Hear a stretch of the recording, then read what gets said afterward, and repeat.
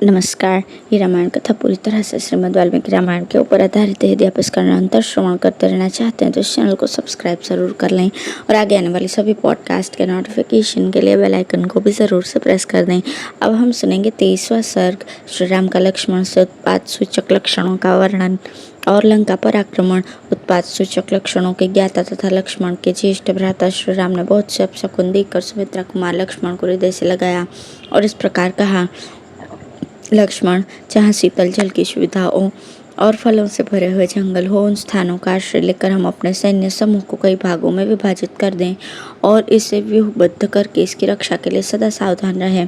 मैं देखता हूँ समस्त लोगों का संहार करने वाला भीषण भय उपस्थित हुआ है, जो रीछों, वानरों और असुरों के प्रमुख वीरों के विनाश का सूचक है।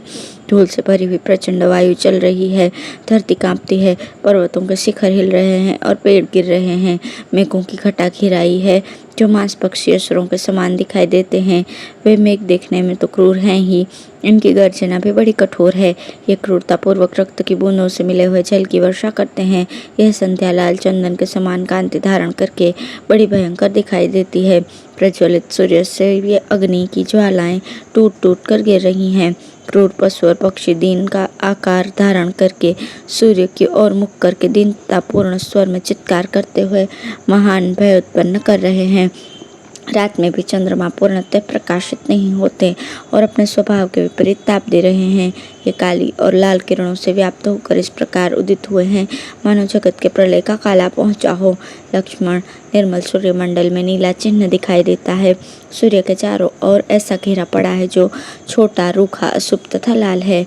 सुमित्रा नंदन, देखो ये तारे बड़ी भारी धूल राशि से आच्छादित होकर हतप्रत हो गए हैं, अतएव जगत के भावी संहार की सूचना दे रहे हैं।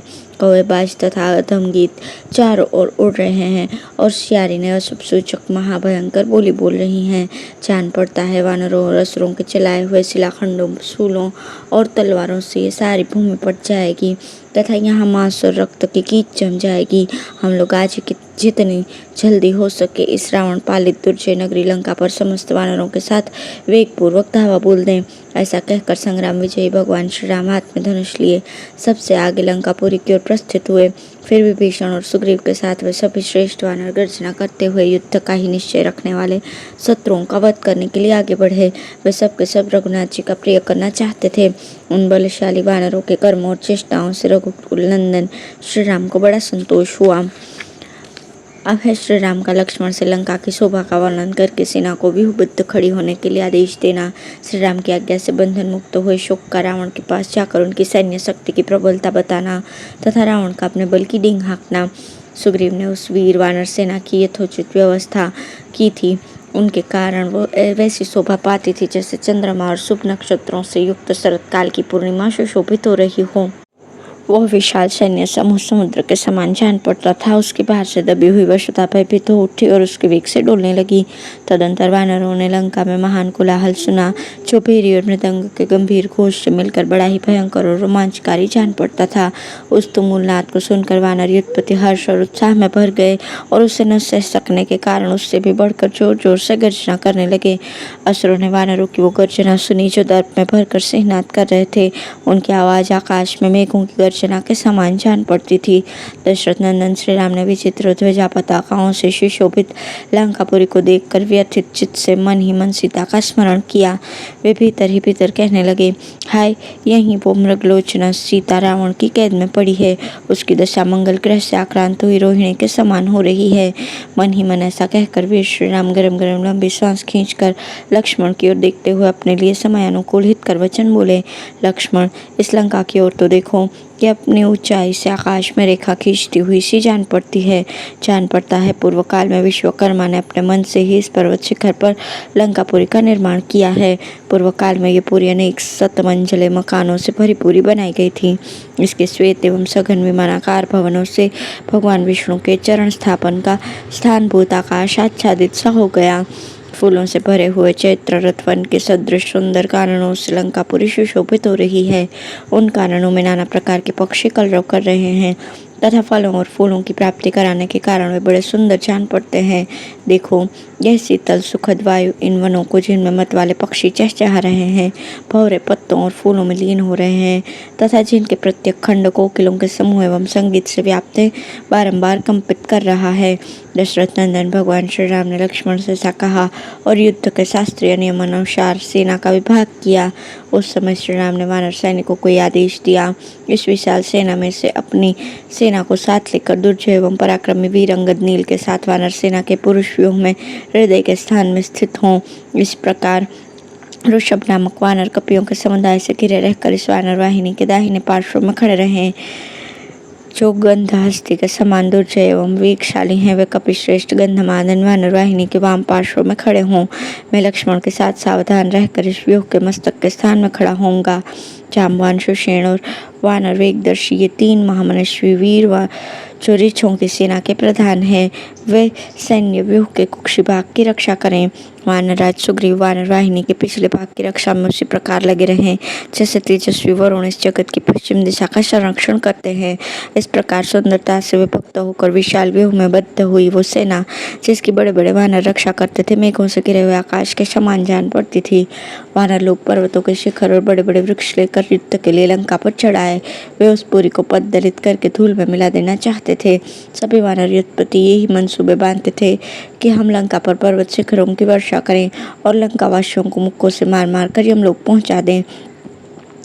तदंतर महातेजस्वी राम ने सुग्रीव से कहा, हम लोगों ने अपनी सेनाओं को सुंदर ढंग से विभक्त करके उन्हें व्यूहबद्ध कर लिया है, अतः अब इस सुख को छोड़ दिया जाए। श्री रामचंद्र जी का वचन सुनकर महाबली वानर राज ने उनके आदेश से रावण दूत सुख को बंधन मुक्त कर दिया। श्री रामचंद्र जी की आज्ञा से छुटकारा प्राप्त करके वानरों से पीड़ित होने के कारण अत्यंत भयभीत हुआ सुक असुरराज के पास गया। उस समय रावण ने हंसते हुए से ही सुक से कहा, ये तुम्हारी दोनों पांखें बांध क्यों दी गई हैं? इससे तुम इस प्रकार दिखाई देते हो मानो तुम्हारे पंख नोच लिए गए हों। कहीं तुम उन चंचल चित्त वाले वानरों के चंगुल में तो नहीं फंस गए थे?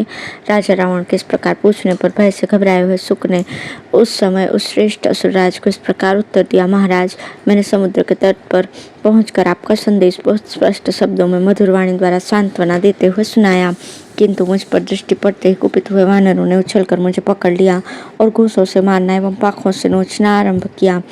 असुरराज, वे वानर स्वभाव से क्रोधी और तीखे हैं, उनसे बात भी नहीं की जा सकती थी। फिर ये पूछने का अवसर कहाँ था कि तुम मुझे क्यों मार रहे हो? जो विराट, कबंध और खर का वध कर चुके हैं, वे श्री राम सुग्रीव के साथ सीता के स्थान का पता पाकर उनका उद्धार करने के लिए आए हैं।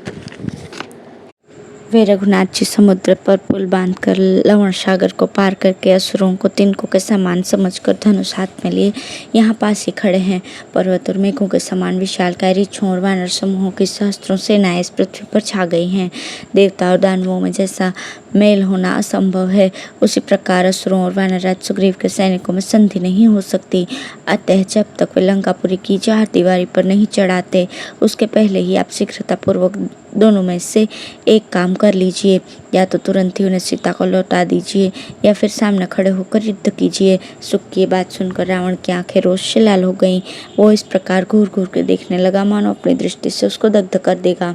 वो बोला, यदि देवता, गंधर्व और दानव भी मुझसे युद्ध करने को सज्ज हो जाएं तथा सारे संसार के लोग मुझे भय दिखाने लगें, तो भी मैं सीता को नहीं लौटाऊंगा। जैसे मत वाले भ्रमर वसंत ऋतु में फूलों से भरे हुए वृक्ष पर टूट पड़ते हैं, उसी प्रकार मेरे बाण कब उस रघुवंशी पर धावा करेंगे?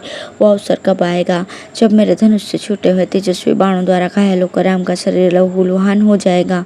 और जैसे जलती हुई लुकारी से लोग हाथी को जलाते हैं, उसी प्रकार मैं उन बाणों से राम को दग्ध कर दूंगा।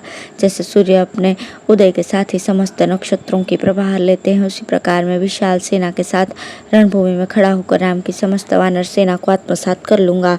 दशरथ कुमार राम ने अभी समरभूमि में समुद्र के समान मेरे वेग और वायु के समान मेरे बल का अनुभव नहीं किया है, इसलिए वो मेरे साथ युद्ध करना चाहता है। मेरे तरकस में सोए हुए बाण विस्तर सर्पों के समान भयंकर हैं। राम ने संग्राम में उन बाणों को देखा ही नहीं है, इसलिए वो मुझसे जूझना चाहता है। पहले कभी युद्ध में राम का मेरे बल पराक्रम से पाला नहीं पड़ा है, इसलिए वो मेरे साथ लड़ने का हौसला रखता है। मेरा धनुष एक सुंदर वीणा है, जो बाणों के कोनों से बजाई जाती है। उसके प्रत्यंचा से जो टंकार ध्वनि उठती है वही उसकी भयंकर स्वर लहरी है। आर्तों की चित्कार और पुकार ही उस पर उच्च स्वर से गाया जाने वाला गीत है। नाराजों को छोड़ते समय जो चट चट शब्द होता है वही मानो हथेली पर दिया जाने वाला ताल है। बहती हुई नदी के समान जो शत्रुओं की वाहिनी है वही मानो उस संगीतोत्सव के लिए विशाल रंगभूमि है। मैं समरांगण में उस रंगभूमि के भीतर प्रवेश करके अपनी वो भयंकर वीणा बजाऊंगा। यदि महासमर में सहस्त्र नेत्रधारी इंद्र अथवा साक्षात वरुण या स्वयं यमराज अथवा मेरे ज्येष्ठ भ्राता कुबेर ही आ जाएं तो वे भी अपनी बाणाग्नि से मुझे पराजित नहीं कर सकते। इस प्रकार श्री वाल्मीकि निर्मित रामायण आदि काव्य की युद्ध कांड में 24वां सर्ग पूर्ण हुआ। धन्यवाद।